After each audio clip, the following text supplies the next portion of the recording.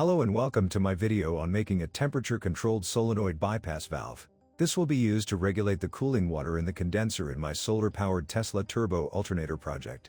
The exhaust steam will be used to preheat the water going to the boiler, aka the primary heat exchanger. But if the water temperature increases too much, it won't be able to effectively cool the exhausted steam. The cooling water flows up the outside of the condenser and onto the boiler. But if the temperature is above the set point of the controller, the solenoid valve is opened and hot water is diverted back to the reservoir tank and fresh cooler water is pumped up the outside of the condenser. This steam must condense so it can create a negative pressure effect on the exhaust manifold, putting it under a vacuum in the words of Nikola Tesla. This will create a larger pressure differential between the pressure inlet and the exhaust manifold and should increase the overall power output and efficiency. Also, the steam must condense back into water before exiting the condenser so that it becomes a closed loop and no water is lost. I 3D printed a temporary PLA holder to allow the temperature probe to be JB welded into a 1/4-inch brass fitting.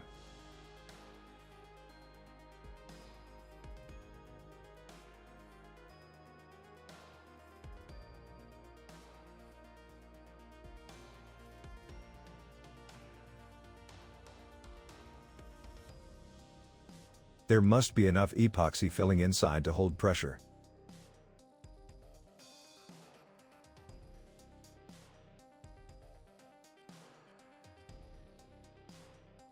After the JB weld is fully filled inside the brass fitting, remove the excess epoxy. The bracket is made to hold the assembly on the struts of the cooling tower.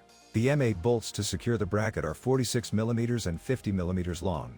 Once the epoxy has cured, remove the temporary 3D printed temperature probe holder. Add Teflon tape and screw the temperature sensor into the 4-way brass fitting.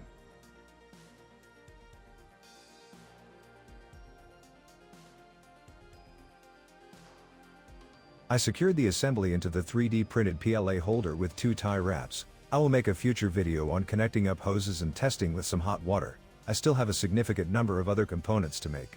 Thanks for watching, and if you made it this far, you should smash the like button and subscribe to the channel.